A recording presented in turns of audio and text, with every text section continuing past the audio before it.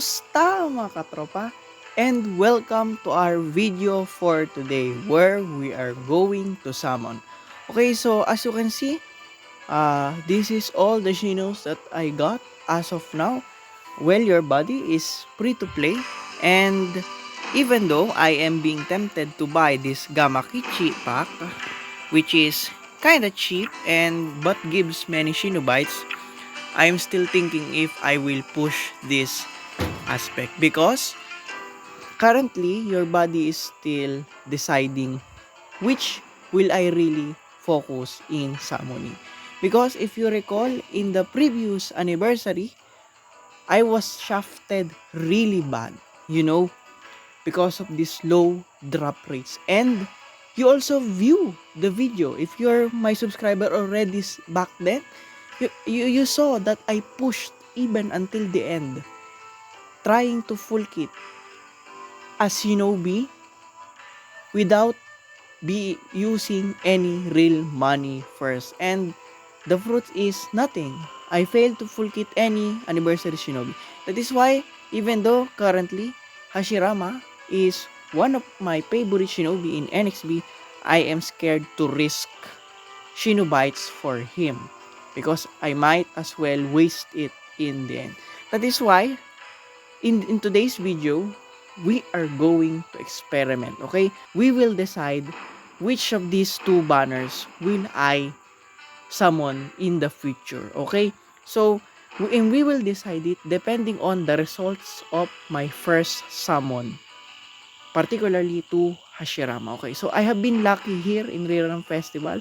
So, we will try one pull with Hashirama first. Usually, I already can indicate that I am lucky in a certain banner if in my first pull, I've got lucky already, okay? Hopefully, at least, I must get the LB. Aside from the fact that Hashirama is my favorite, I also need a good final room defender. So, here we go. If I will be shafted in this first pull, and then, my answer, I will continue summoning for the rest of the anniversary in the Rerun Festival. Okay, so here we go.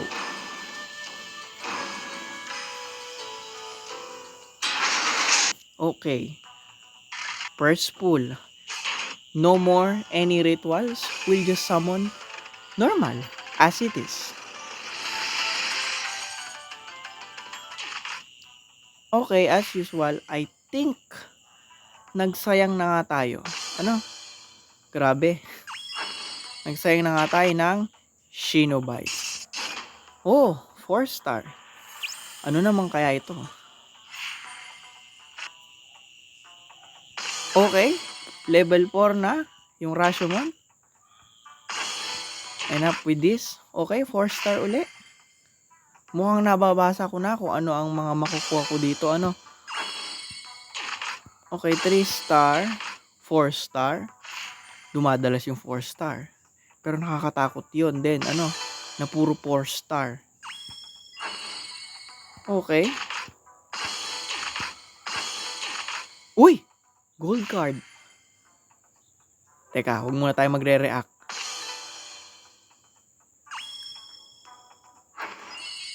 Okay, I can't react with this matter because maganda din naman siya, very helpful, no? Pang plus 3. Pero, the fact na may lumabas ng LB but hindi siya si Hashirama, meaning hindi ako siswertehin dito sa banner ni Hashirama. So, shafted tayo dito. No, isa na yun sa indicator ko na shafted ako sa isang banner. Kapag yung lumalabas na yung mga higher cards pero hindi naman yung featured Shinobi yung lumalabas. Anyway, still helpful. Thank you. Okay, so yun na yun. Kita nyo naman mga katropa. So, this concludes my so I don't want to push this thing further because I don't want to disappoint or dishearten all the more myself. Remember what I said before, if I will be shafted once again in this anniversary, I might quit NXB anymore.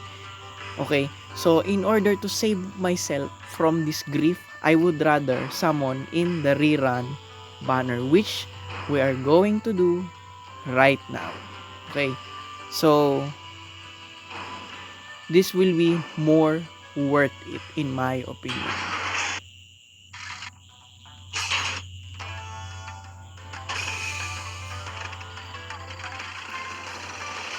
Sa totoo lang, yung LB lang talaga ni Berion ang pinakahabol ko dito. At least, uy! O, di ba? Kita nyo naman kung nasaan ang aking luck. Awalan nyo yan. Anday ko ng copy nito, mga katropa. Kaya ko na siyang i-plus 2. 4 star. 3 star. Uy! Ginto! Huko this week. Ngek! Ano ba yan? Magbibigay ng ngalan ng EX Ult. Kay Suna din na nga, at least yung bago, yung rikit niya nitong last month na March. Ano ba yan? Bakit yung oldest EX Ult pa? Kadiri naman. Okay, ang pangit na ng samo natin, mga katropa. Ay. Bakit parang kahit sa rerun banner, ang pangit ng samo natin? Well, ang lakas naman ng NTL ay STL versus Hashirama and Madara is naungusa lang naman ni Hashi and Madara sila NTL at STL lang. Isang kembot lang naman. So, nagagamit pa din naman sa 4th at sa AM yung kit ng NTL STL. Kaya, worth it pa din kunin yung kit nila kung hindi nyo sila nakuha nung 6 anniversary. Okay, so we're back once again. So, after grinding a little bit, so I have now made my Shinobites 500 and we will pull once again for the step 4. Okay, so our summon in this rerun banner continues right now. I hope this time lucky na. Grabe lumabas kanina yung rainbow pero si Sunad eh. Yung pinakaluma pang Great Ninja War EX Ult, at least man lamang yung bago. Okay, of course, guaranteed 4 star. Ah! Gold, sino kaya to? Guys! Officially, full kit na tayo kay NTL. Wow! The GOAT himself. Thank you so much po. Grabe. Mga katropa, this is worth it. Ito ang worth it. Hindi sayang ang aking 500 Shinobites. Screenshot natin. Kahit tagal kong inintay ito, mga katropa. Kung matatandaan ninyo yung pagsasamong ko, yung 4K SB ko, at yung iba pa ata, I think naka 6K or 5,500K, basta something like that ako ng SB sa kanya noong 6th anniversary, and yet hindi ko to makukuha. Grabe, this is a very historical moment. Thank you. Awalan yung yan. 2 EX Ults. Wow. Grabe. NTL and STL full package. Grabe. 2 EX Ult. Pero mind you, mga katropa, kung makita yung animation, 4 star yung lumabas. Kadalasan naglolo kasi yung palakang ni Bandai eh. So, supposed to be, kung susundin yung pattern na yon, dapat 4 star yung unang lumabas, no? Bago pa lumabas itong dalawang EX Ultimate na to, no? Okay, so ito na siguro, ito na nga yung 4 star. Hindi ko na pipindutin, mga katropa, hayaan na lang natin lumabas yung mga cards. Maraming salamat po. Officially, Tropang NXPAD is full kit na kay NTL. Okay. Pag 3 star, ipindutin natin. Okay. Magagamit natin yung pang-up ng kanyang EX Ult. Dahil noong na-shafted ako noong 6th anniversary, bali lahat ng 4 star. Dahil tinadtad ako ng 4 star noon, ay pinaghihigop ko, ano. Kaya at least madadagdagan natin ng level ito si NTL at menos fragis na din na gastos. Okay. Sa wakas, nadagdag din sa collection ko ay nagbe-break ng yellow color protection. Pero sana yung LB ni Baryon. Well, at least, pag nag-summon tayo for the last time dito, no? Step 5, titigil na po ako doon, ano?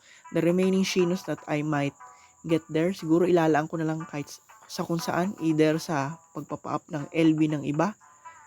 Dahil, at least, ang pinaka-target ko na ngayon is yung LB lang ni Baryon Mode, ano? Uy, fake out. Okay, 4 star. Oh well, lumabas yung card ni NTL, ha. Wow, grabe. History ito, mga katropa.